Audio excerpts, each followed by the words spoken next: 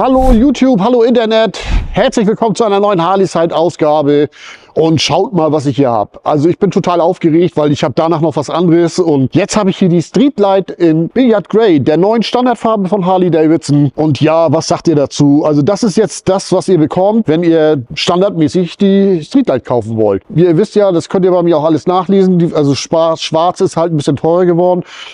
Gut, das ist jetzt so eine Sache, ich sag mal so, Hauptsache Sie haben irgendwo eine Möglichkeit, das ist ja auch immer, das muss jeder selber wissen, was wollen wir uns hier mit die Farben diskutieren.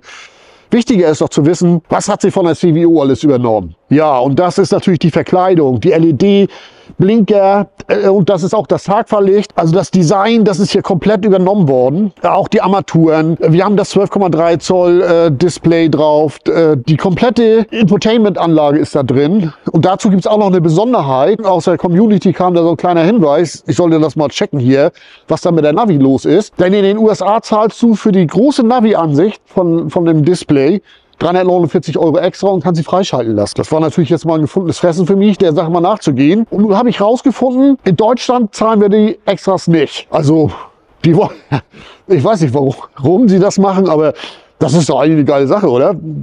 Da sparst du schon mal wieder was. 349 € oder umgerechnet in Dollar oder was das nachher alles kostet, ja, aber Nettopreise da drüben. Das ist ja auch ein Haufen Kohle. Und was ich auch rausbekommen habe, Harley-Davidson arbeitet ja jetzt mit Cardo zusammen und es gibt obendrauf ein Headset von Cardo, das mit JBL-Kopfhörern bestückt ist. Also Harley-Davidson geht dieses Jahr jetzt auch verstärkt, das ist im letzten Jahr auch schon gewesen.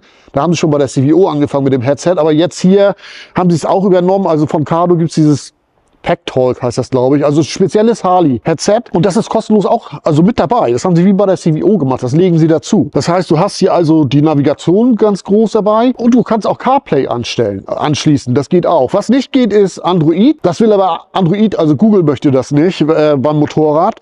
Das kannst du aber auch umgehen. Da gehe ich nochmal extra darauf ein, weil es gibt so ein Tool, damit kann man das freischalten. So, ja, das war im Übrigen das mit der Navigation, mit den 349 $ extra. Das war auch ein Tipp aus der Community.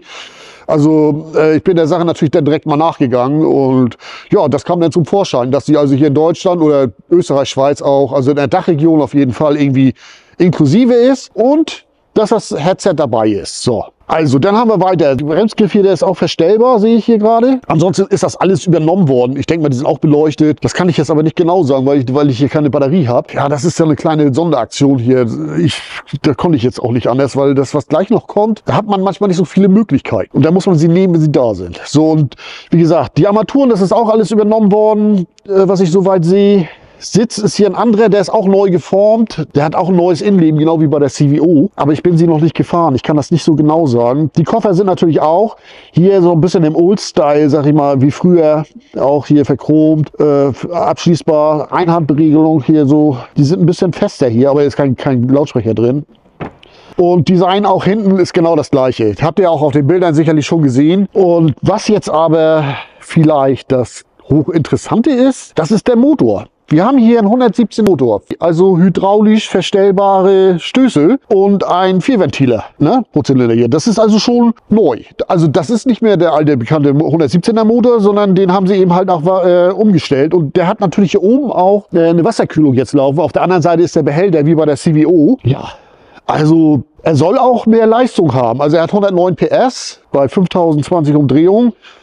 Wie sich das jetzt bemerkbar macht und wie sie läuft, das muss man nachher später mal sehen. Also ihr habt hier schon auch einen Mehrwert, ne? Wenn man jetzt mal die Preise vergleicht vom letzten Jahr, obwohl das muss man auch mal erklären, das ist mir schwierig für Harley, die kaufen ja im Grunde genommen früher schon, die kaufen ja mit Euro hier drüben ein, da hängen ja auch immer die Devisenkurse mit dazwischen, also deswegen, das war wohl ein Riesentheater letztes Jahr auch. Also naja gut, aber dieses Jahr ist es ja gut, dass es irgendwo sich jetzt eingependelt hat und man weiß, womit man rechnen muss. Und man hat hier schon Mehrwert. Und wir haben hier auch viele Änderungen. Also das neue Design, diese große Navigation, die Armaturen. Ich finde auch den Tank, der ist jetzt nicht mehr so tropfenförmig. Das ist richtig schön geworden. Ist einfach mal wieder was anderes. Und trotzdem haben sie es ja hinbekommen, irgendwie das Design zu bewahren. Also du siehst ja, dass es eine Streetlight ist. Das erkennst du doch immer wieder. Ja, und dann haben wir, wo wir dann noch bei der Technik sind hier, und dann haben wir hier noch, wir haben jetzt ja auch die Fahrmodis, die sind ja auch übernommen worden. Also wir haben hier Road, also Straße, Rain Mode, dann haben wir einen Custom Mode und ein, wie nennt sich das noch? Ein Sport Mode, genau, da habe ich es, Rain und ja. Also 4 Fahrmodis, Road, also Straße, Sport, Rain und Custom. Du kannst ja also auch einkonfigurieren. Du musst mal sehen, ob das alles schon so klappt, aber Rain Mode wird funktionieren. Das hat also auch bei den CVO schon super geklappt. Das finde ich auch ist eigentlich das Wichtigste überhaupt, wenn du bei schlechtem Wetter auch mal unterwegs bist.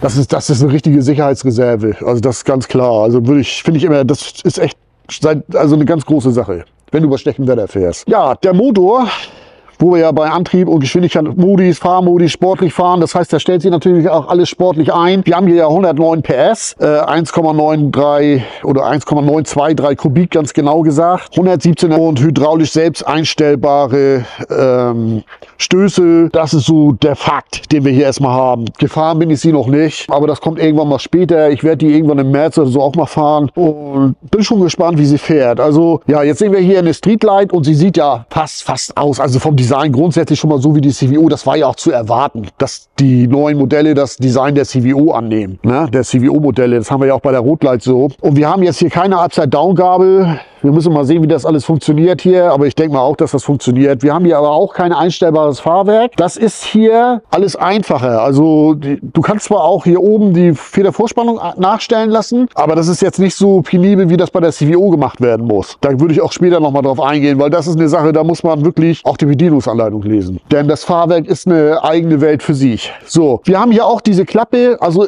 im Grunde genommen, wir haben hier auch den USB-Anschluss, der bringt 15 Watt. Die Spiegel, das ist alles identisch. Wir können hier oben auch so den Lüftungskanal steuern. Es ist wie eine CVO. Natürlich, CVO hat immer mehr Lack und dies und das alles, aber sie haben es so übernommen. Das finde ich auch ganz geil. Und was ich ganz geil finde, ist der 117er Motor jetzt da drin. Ich weiß bloß noch nicht, wie der läuft. Und ich gehe davon aus, dass er gut laufen wird, weil die davor die 117er in der CVO sind auch besser geworden. Also auch die 114er sind schon besser geworden, die letzteren. Die sind spürbar anders im Mapping. Also da hat Harley-Davidson selber wohl auch wegen der Euronorm da schon wegen den Veränderungen, Anpassungen vorgenommen, aber die waren auch spürbar besser. Ja, aber ich glaube, das Wichtigste, wofür sich auch viele von euch interessiert haben, das ist das hier, das Tagfahrlicht, dieses ganze Design hier vorne.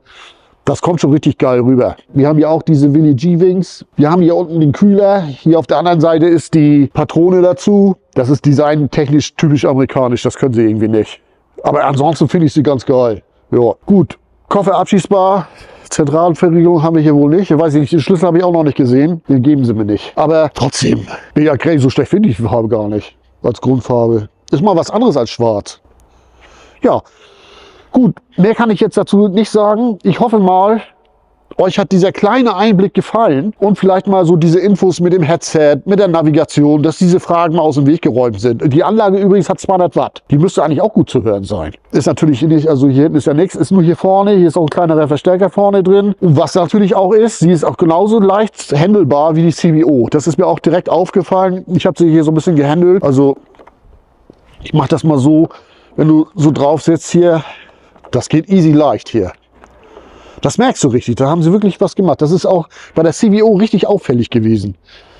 Also ihr müsst nachher mal, wenn die Probefahrten stattfinden, da müsst ihr da mal mitfahren, wenn die dann jetzt schon da sind zum Frühjahrs-Open House. Ich denke mal da im März, wenn sie da, oder Februar, ich weiß gar nicht, die werden irgendwas regeln da. Das bin ich mir ziemlich sicher. Also im März werden die Dinger auf jeden Fall bei den Open House Geschichten dabei sein. Da bin ich mir ziemlich sicher. Wir werden mal abwarten. Die sind ja ein bisschen früher als letztes Jahr. Das geht ja auch ums Gucken. Ne? Nicht jeder kauft sich gleich eine neue. Angucken, ausprobieren, mal eine Testfahrt machen, mitreden. Darum geht's doch. So, und das soll es erstmal gewesen sein. Gleich kommt noch was anderes hinterher. Vielen Dank fürs Zuschauen. Ne? Und denkt mal dran, da ein Like. Ne? Also da hier so ein Abo. Kostet nichts. Und auch die Glocke da aktivieren. Also gleich alles anmachen. Und dann seid ihr auf dem Laufenden. So, vielen Dank, Internet. Ciao.